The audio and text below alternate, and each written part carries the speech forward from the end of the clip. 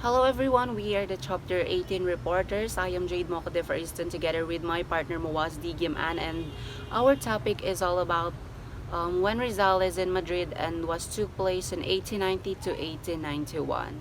Before I start the presentation, let me read the subtopics of this lesson. First will be failure to get justice for his family, Rizal's eulogy to Panganiban, duel with Antonio Luna, Rizal challenges Retana to duel.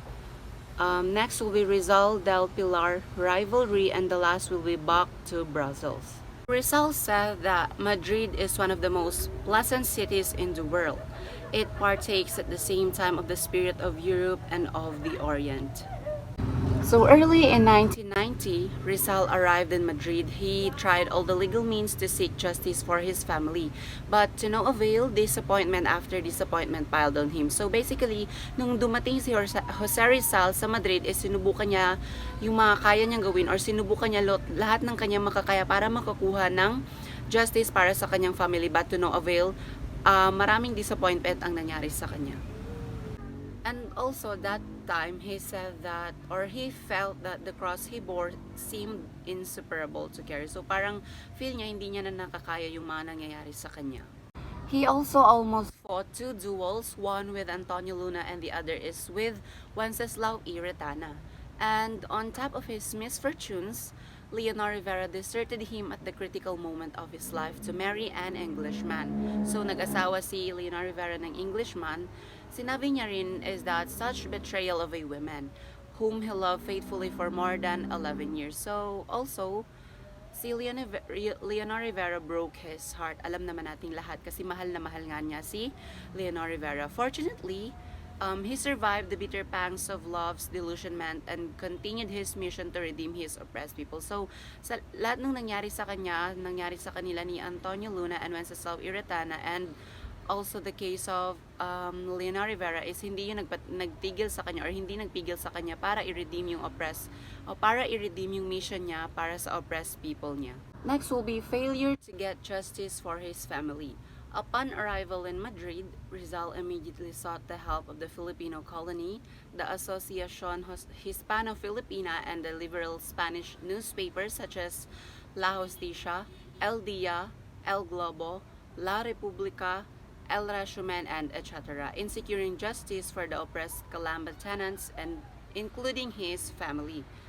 Together with Marcelo H. Del Pilar, who acted as his lawyer, and Dominador Gomez acted as the secretary of the Asociación Hispano-Filipina, he called on the Minister of Colonies, Senor Fabi, in order to protest the injustices committed by Governor General Valeriano, a whaler, and the Dominicans against the Calamba folks. But nothing came out of Rizal's interview with Minister Fabi, as El Resumen, a Madrid newspaper which sympathized with the Filipino cause, said to cover the ears, open the purse, and to fold the arms. This is the Spanish colonial policy.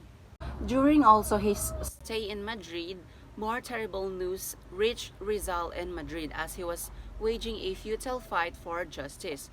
From his brother-in-law, Silvestre Ubaldo, he received a copy of the ejectment order by the Dominicans against Francisco Rizal and other Calamba tenants. From his sister, Saturnina, he learned of the deportation of Pasiano Rizal, Antonio Lopez, Silvestre Ubaldo, Teyong or Mateo Alejorde, and Dandoy, Dr. Jose Rizal's relative, to Mindoro.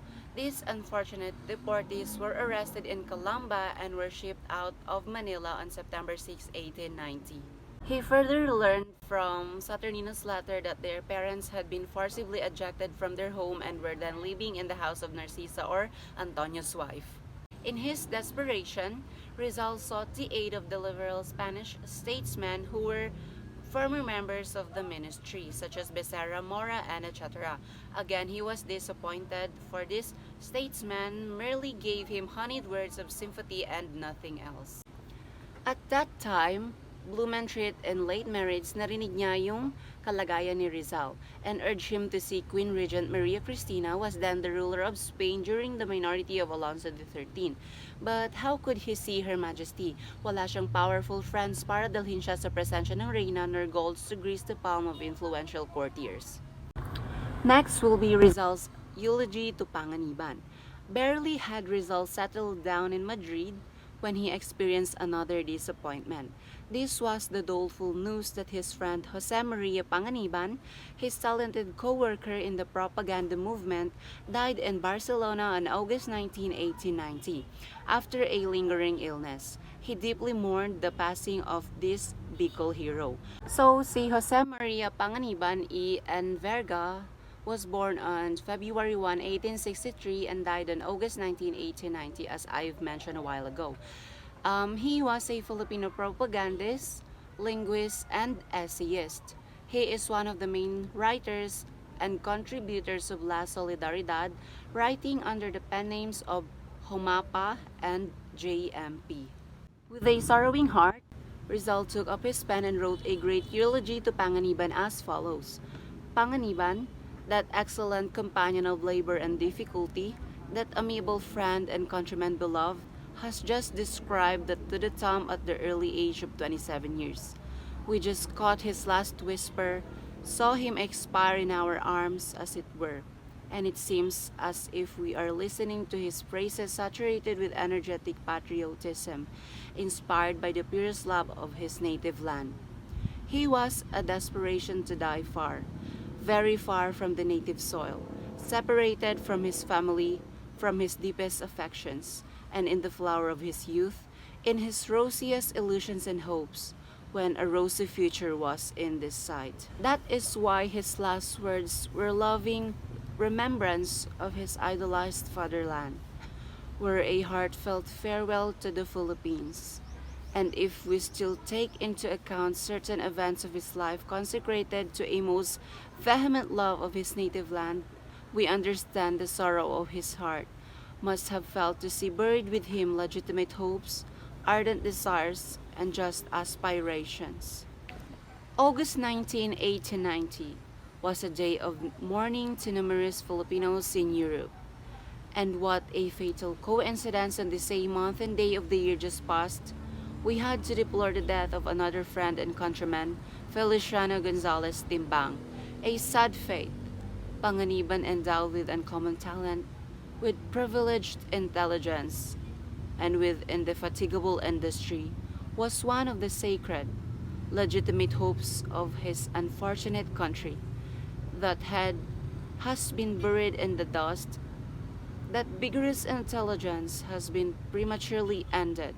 Filipinas, how unfortunate thou art. And next will be the duel with Antonio Luna. Sa pagtatapos ng Agosto 1890, dumalo si Rizal sa isang social reunion ng mga Filipino sa Madrid. Gaya ng kinaugalian ay may lingguhang pagsasama ang mga paisano is naghahain sila ng mga alak. So after uminom ng napakaraming baso ng wine ay naging mas madaldal ang mga bisita at malayang dumaloy ang mga usapan. Ang isa sa kanila ay si Antonio Luna ay nalasing or he became drunk. And such times is that bitter si Luna because of his frustrated romance kay Nelly boasted.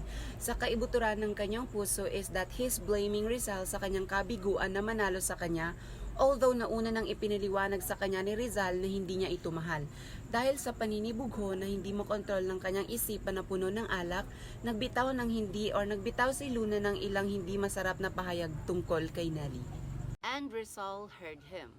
His high sense of chivalry could not tolerate any slur against the honor of any women. So, sa galit sa mga paninirang puri, he challenged Luna, ang kanyang kaibigan, sa isang tunggalian. Rizal was a better pistol shot than Luna, ngunit ang huli ay ang kanyang superior bilang isang eskrimador. Si Luna bilang hinahamon na partido ay may pagpili ng mga sandata. Logically, siya ay kailangan pumili ng tabak na kung saan malalagay sa peligro at alanganin ang buhay ni Rizal. And nagulat yung mga Pilipino sa pangyayari. Sinubukan nilang patahimikin si Rizal at Luna na itinuro sa dalawa na ang gayong tunggalian ay makakasira sa kanilang layunin sa Espanya. Fortunately, Luna, when he became sober, realized that he had made a fool of himself during his drunken state. He apologized for his bad remarks about the girl, and Rizal immediately accepted his apology and the two became good friends again. And that is all for my part, and the next parts will be discussed by my partner Mawaz Giaman.